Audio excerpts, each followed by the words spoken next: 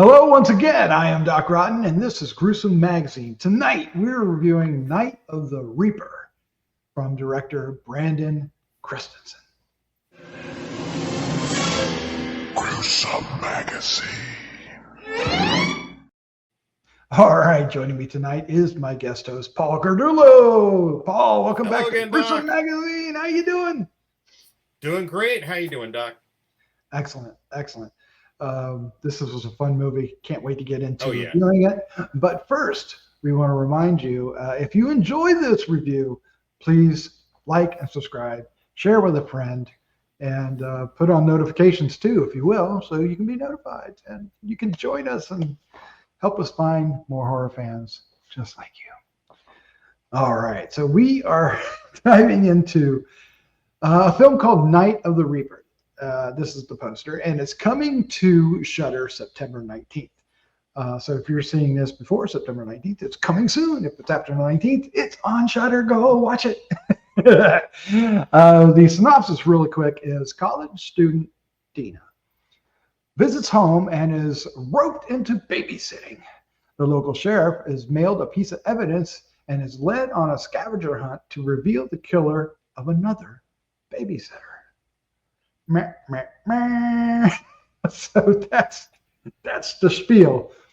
So let's find out what we thought of this film. Paul, I'm going to start off with you. What was your first impression of this as we were watching it the other night? Oh, as we were watching it, my first impression was, it's a decent little.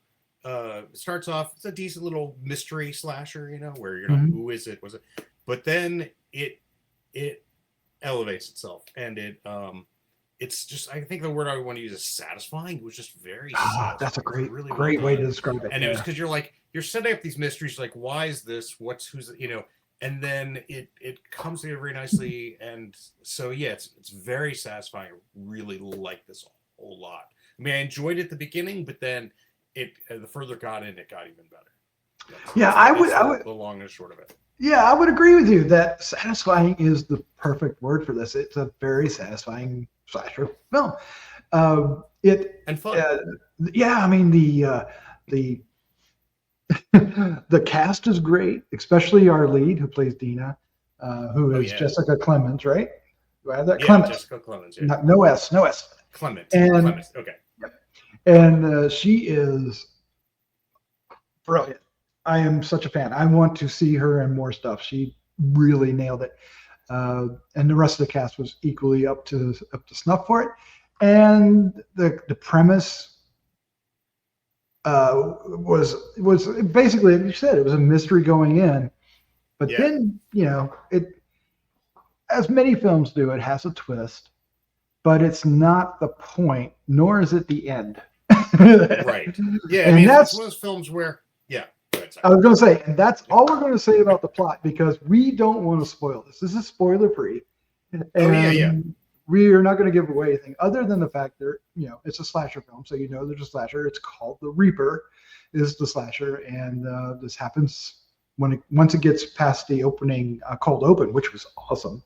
Oh, fantastic cold open. Yeah, it goes into, one night. It's basically overnight. Yeah.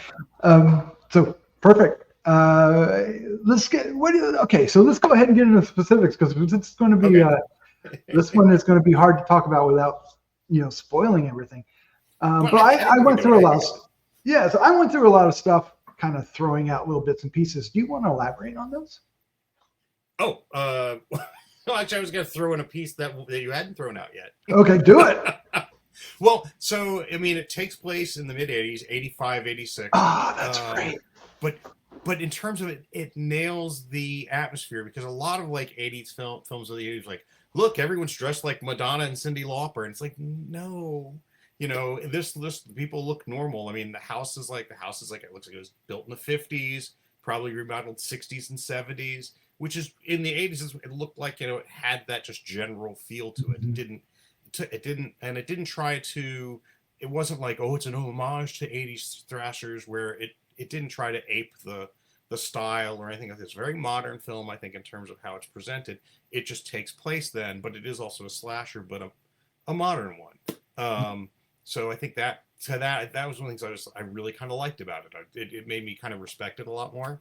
Yeah, And me respect too. the filmmakers. They put that care into it because it felt very authentic. I mean, Yep. it's even so much like the original babysit, the in the cold open, there's kids look like kids, and the one character is a young girl. It's not, she's not, she's not 35.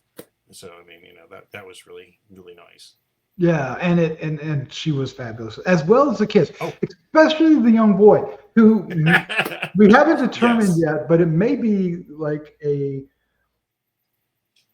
relative of the director who we'll get into in a minute. But that kid was so natural on screen. He just acted like a normal flipping kid, and it was so. It was because a lot of times you go into these films and the kids get on there and they're God bless them. They're doing their best. But sometimes kids, look like kids acting like kids. But this, oh man, the little boy was such a natural. He whoever put him in this film needs to put him in more films. He was really good. I loved him. Yep, but agreed. Yeah. Yeah, and the cold opener was fantastic. It really set up the stage. And then we jump ahead a little bit, and woof, good times happen.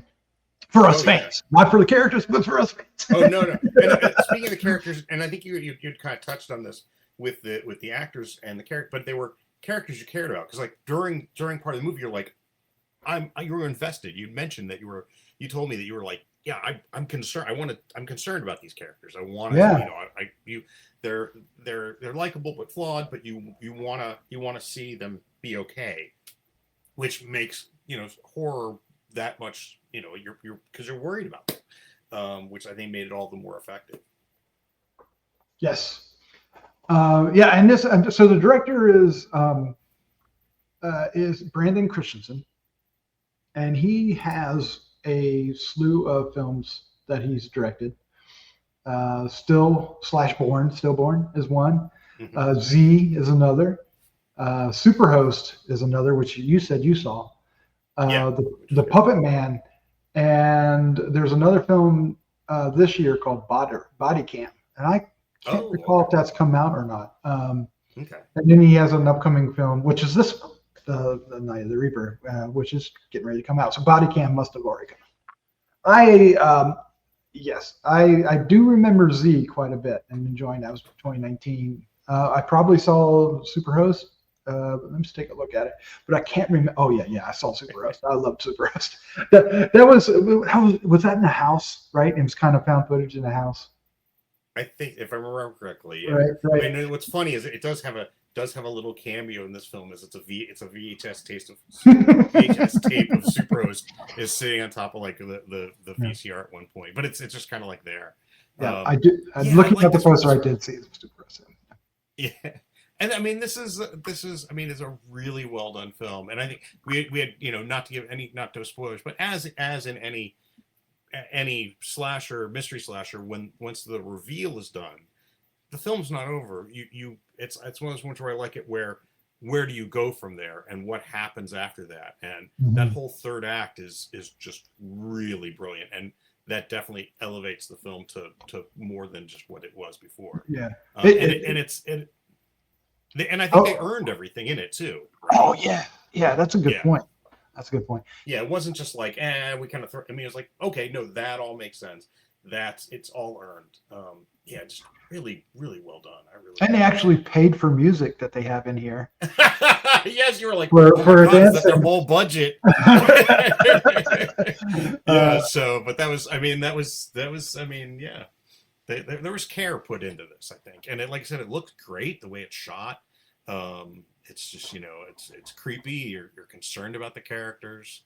And some fun kills. There was a couple where like, whoa, okay. Oh my God, there's one. There were some fun little surprises. Yeah. So it was well done.